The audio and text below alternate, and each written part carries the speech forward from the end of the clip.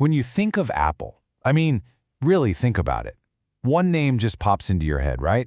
Steve Jobs. But what if the greatest chapter in Apple's success story isn't just about the visionary who started it all? What if it's about the operator who took the company to a place even Jobs might not have dreamed of? Yeah, this is the story we all kind of know. It's the popular narrative. You've got Jobs on one side, the artist, the visionary, the one who could never be replaced, and on the other side, Tim Cook, the operator, the caretaker, the quote, boring one. But here's the thing. That story, it completely misses the most incredible part of Apple's journey, how one man's supposedly boring genius was the exact thing Apple needed to not just survive, but to truly take over the world. So, to really get what Tim Cook accomplished, we have to rewind. We've got to look at the company he was handed. Because Steve Jobs, for all his brilliance, built a revolutionary company that was, frankly, walking a very dangerous tightrope. And this, right here, was the core of it all, the Jobs philosophy. It was about two things: incredible, innovative products and making shareholders a lot of money. Now, that laser focus gave us some of the most iconic products of our lifetime, but man, it also created some really serious blind spots. This is the great paradox of the Steve Jobs era. His greatest strengths were tangled up with massive risks. I mean, that legendary reality distortion field and his impeccable taste, that's how we got the iPhone.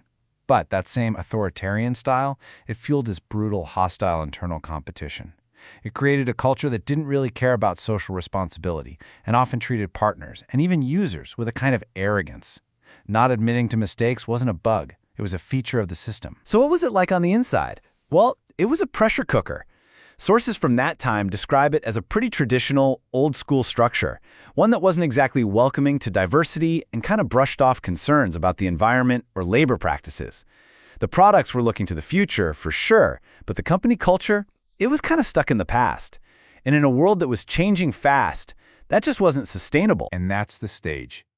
So when Tim Cook takes the helm, he doesn't just try to be the next Steve Jobs. No. He starts this quiet, deliberate, but absolutely radical transformation of Apple's very soul. Just look at his background. It's the polar opposite of Steve Jobs. He's not the product guy, the artist. He's an operations guy, an industrial engineer who learned the ropes at giants like IBM and Compaq. He was a master of the supply chain. In fact, that's exactly why Jobs hired him way back in '98. To fix Apple's messy, chaotic manufacturing process. So Cook gets the top job, and almost immediately, he starts embedding these new values into the company's DNA. He pivots hard towards things like corporate social responsibility, diversity, and inclusion. He emphasizes collaboration instead of competition. And maybe most importantly, he brings in this deep respect for users and their privacy. He wasn't just steering the ship, he was rebuilding it from the inside out to be stronger and more modern. And this quote from Cook himself, it just says it all.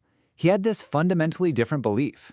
He thought that the old, cutthroat environment actually held Apple back. He argued that a culture of tolerance, of inclusion, well, that was the real engine for innovation that could last. Okay, here's a perfect example in action. You remember the disastrous launch of Apple Maps back in 2012, right? It was a mess. Instead of doubling down or blaming someone else, Cook did something that was just unthinkable in the old Apple. He issued a formal public apology.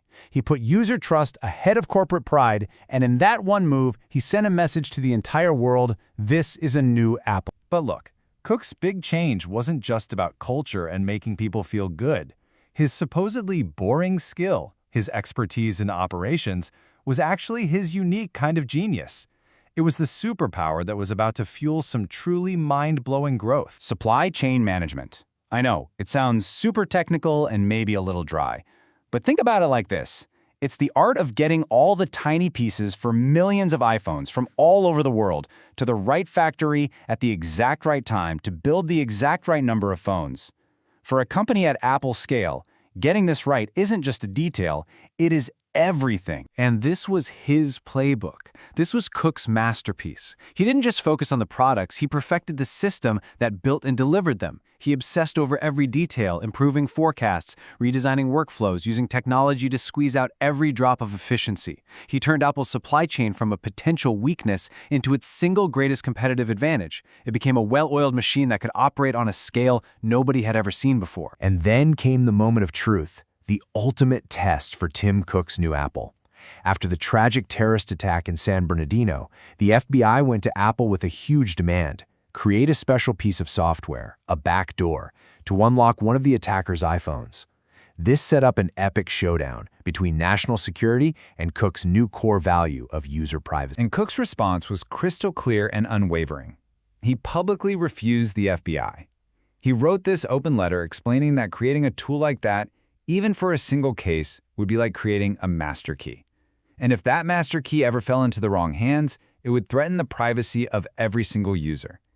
He bet the entire company's reputation on the values he had worked so hard to build. So, Cook remade the culture, he perfected the operational machine, but what was the result? You had all these critics whispering that the magic was gone without Jobs. Well, the numbers, they tell a very, very different story. An absolutely staggering one. Just take a look at this chart of Apple's sales and profits. You can see the steady growth under Jobs, which is great. But watch what happens right after 2011, the year Cook took over. It's not just growth anymore, it's an explosion. The entire trajectory of the company just goes vertical. Or let's talk shareholder value, the thing Jobs cared so much about. During Jobs' amazing second run at Apple, the stock price went up by an average of about 95 cents a year. Pretty good. Under Tim Cook, the average yearly increase was over $16. That is a 17 times bigger jump in growth, year after year. It's just incredible. And this visual just says it all, doesn't it? The performance under Jobs is in blue. It's positive, it's respectable. But then you see the red bars. That's the Cook era. They absolutely dwarf what came before. It's not even the same ballgame. The scale of financial success is on a completely different planet. And all of that work, all of that systemic genius, it all led to this one almost unbelievable number. On January 4th, 2022, Apple became the first company in the history of the world to be valued at $3 trillion. Not just surviving after its iconic founder, but thriving on a scale that no one thought was possible. So it really forces us to ask a bigger question, doesn't it? We've always defined genius as that lone, artistic visionary, the Steve Jobs model. But maybe the greater genius is the system builder. The person who creates a stable, ethical, collaborative machine where 1,000 different visionaries can all thrive and do their best work. Maybe Tim Cook's quiet, operational mastery isn't boring at all. Maybe it's the most profound and powerful form of genius there is.